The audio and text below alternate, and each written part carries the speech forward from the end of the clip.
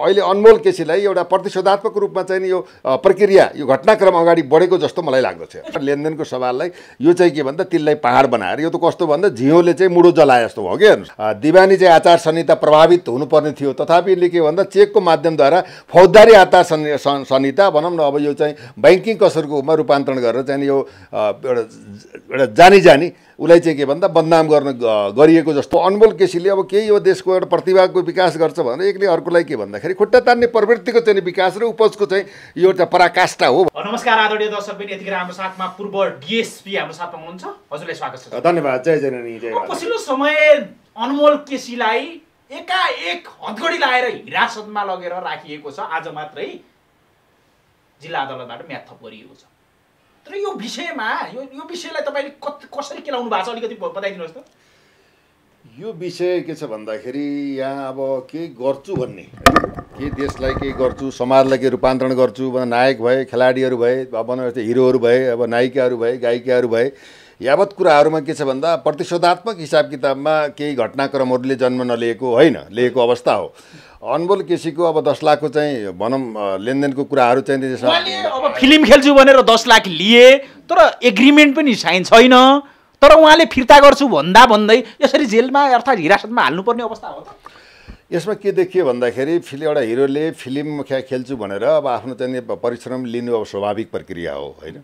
लिइसकेपछि फिल्मलाई कहिले खेल्ने, कहिले त्यसको पुरा गर्ने, कहिले चाहिँ सुरुवात गर्ने, यी कुराहरू चाहिँ अब वस्तुगत कुराहरू हुन्छन्।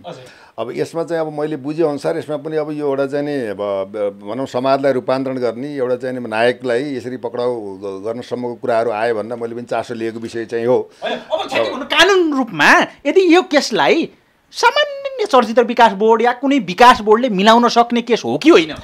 यो के भन्दा सामान्य केस हो। हेर्नुहोस्, किन भन्दाखेरि अब फिल्म चाहिँ खेल्दाखेरि त करोडौँको पनि त के भन्दाखेरि लेनदेन हुन्छ नि त। त्यसमा त यो त 10 लाखको कुराहरूमा त्यसमा के भयो भन्दाखेरि यिनले के गर्दै भन्दा 10 लाखको चाहिँ पैसा कागज लिखितम नभएर दिवानी चाहिँ आचार संहिता प्रभावित हुनुपर्ने थियो, तथापि यसले के भन्दा चेकको माध्यमद्वारा फौजदारी आचार संहिता भनौँ न अब यो चाहिँ ब्याङ्किङ कसरकोमा रूपान्तरण गरेर चाहिँ यो एउटा जानी जानी उसलाई चाहिँ के भन्दा बदनाम गरिएको जस्तो मलाई चाहिँ आभास भयो। नियोजित रूपमा जस्तो देखियो होइन। यो अनुसन्धानको क्रममा किन देखियो भन्दा 10 लाख तिर्न नसक्नु होइन, अब बुझाइमा, सुनाइमा, हेराइमा, गराइमा अब प्रहरीको आँखामा त अब के भन्छ निवेदन आइसकेपछि अनुसन्धान गर्नै पर्यो। अनमोल केसीको तर्फबाट म 10 लाख दिन तयार छु पनि भनेको अवस्था छ। 10 लाख दिन पनि तयार भएको अवस्था छ भने अब जो पीडित भनिएका चाहिँ व्यक्तित्वहरूले पनि गर्दा 1 करोड 10 लाखको चाहिँ क्षतिपूर्ति सहितको डिमान्ड गरेका कुरा पनि यता कता बजारमा आएका छन्। त अनुसन्धानले पुष्टि गर्ला। अहिले के भन्छ स्वास्थ्य अवस्थाको चाहिँ उसले गर्दाखेरि हस्पिटलमा चाहिँ ट्रिटमेन्टको अन्डर इन्भेस्टिगेसन अन्डर ट्रिटमेन्टको रूपमा चाहिँ अनमोल केसीले राखिएको अवस्था पनि विद्यमान छ।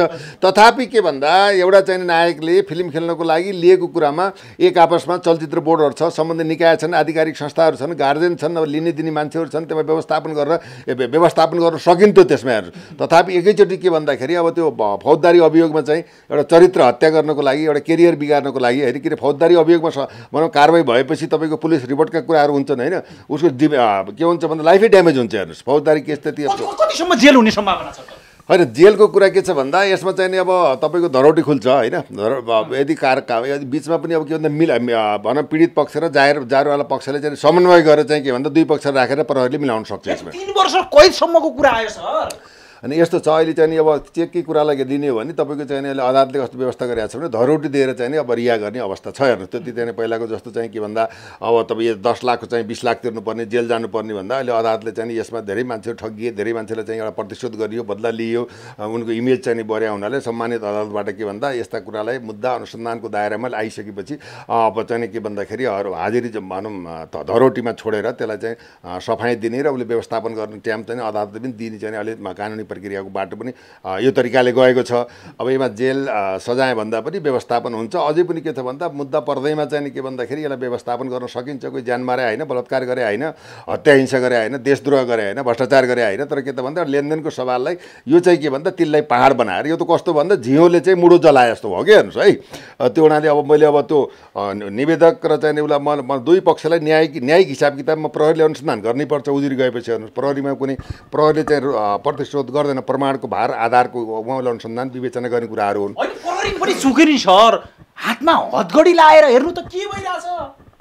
अब के छ भन्नुहुन्छ भने अब एउटा तपाईँले बुझ्नुपर्दा अब सम्मानित अदालतबाट अहिलेको प्रक्रिया के छ भन्दा पहिला जाहेरी पर्दासाथ प्रहरीले चाहिँ अनुसन्धान गर्न ल्याएर पनि म्याद थप्ने आदेश लिने कुरा थियो। अहिले कानुनी चाहिँ परिपाटीहरू छुट्टै भएको अवस्था छ। त्यसलाई के भन्दा कुनै पनि मान्छेलाई जब उजुरी परिसकेपछि त्यसलाई जस्टिफाई गरेर यसलाई प्रमाणित गर्नको लागि अदालतले चाहिँ आदेश नदिकन प्रहरीले पक्राउ गर्न सक्दैन। प्रहरीले आदेश सम्मानित अदालतले आदेश दिइसकेपछि प्रहरीले चाहिँ के भन्दा पक्राउ गर्छ। हेर्नुहोस्, किनकि अब फौजदारी केसमा यो त परिणित भयो।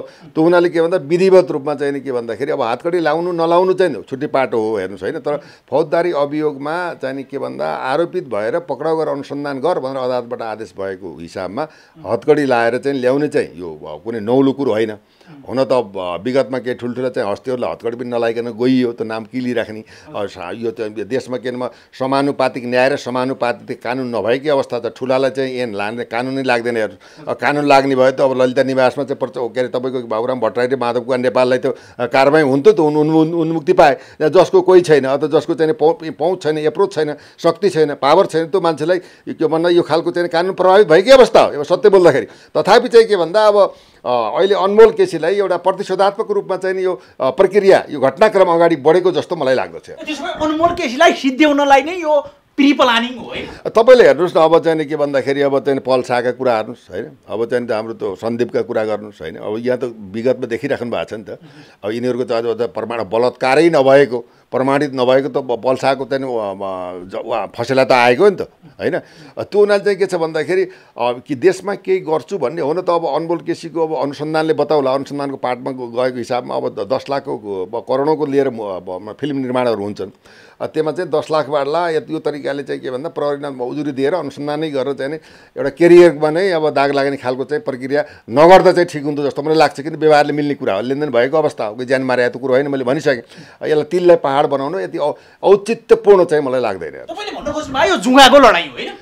यसमा के छ भन्दा यो जुवाको लडाइँ त अब तँभन्दा म के कम हो। यसमा पनि के भन्दा उनकै सर्कल, उनकै चाहिँ मनोरञ्जन जगतबाट, चलचित्रबाट के भन्दा अब अनमोल केसीले अब केही यो देशको एउटा प्रतिभाको विकास गर्छ भनेर एकले अर्कोलाई के भन्दाखेरि खुट्टा तान्ने प्रवृत्तिको चाहिँ विकास र उपजको चाहिँ यो एउटा पराकाष्ठा हो भन्ने मैले ठान्दछु। हेर्नुहोस् अब के हुन्छ त यसलाई ठ्याक्कै अब अनमोल केसी त्यसो भए 1-2 दिनमा अदालतले छोड्छ होइन। जिल्ला अदालतले छोड्ने कुरा कस्तो हुन्छ भन्दा प्रहरीले अनुसन्धान गर्छ, दुई पक्ष चाहिँ मिलेर चाहिँ लेनदेनको व्यवहार चाहिँ मिलेपछि त्यो एउटा समझदारीको कारण हुन्छ। सरकारी वकिलमा लगेर हाजिर जमानमा छोड्ने प्रक्रिया हुन्छ। हेर्नुहोस्, नछोडेर होइन हामी मिल्दैन अनुसन्धान जानुपर्छ भन्ने कुरा हो। सिडिओ कार्यालयले छोड्छ कि होइन। अब यो लेनदेन र चेकको कुरा भयो त तपाईँको चाहिँ के भन्दा अब जिल्ला अदालतसम्म प्रभावित हुन्छ। सिडिओ अदालतसम्मै जानुपर्छ।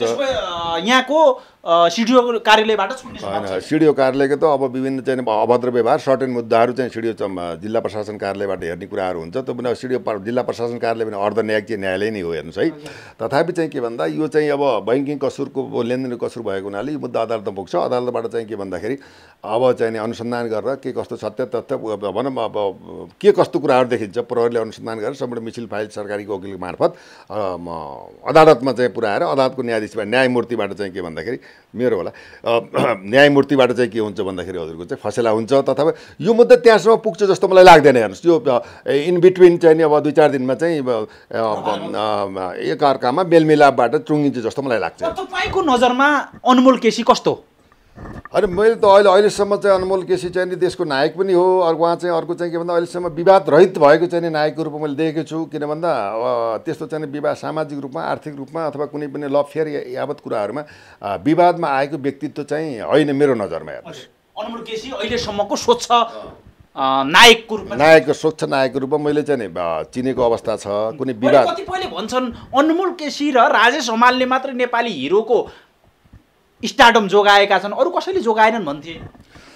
होइन, राजेश हमालको आफ्नै खालको आइडेन्टिटी छ होइन। उहाँको चाहिँ अब उहाँ आइडेन्टिटीलाई सम्मान गर्नु नै पर्दछ। तथापि चाहिँ अनमोल केसीको पनि राष्ट्रको लागि भनौँ आफ्नो चाहिँ चलचित्र जगतबाट देश तथा विदेशमा चाहिँ नाम राख्नको लागि सफल भएको एउटा चाहिँ अभिनेता पनि हुन् र सम्मान पनि छ।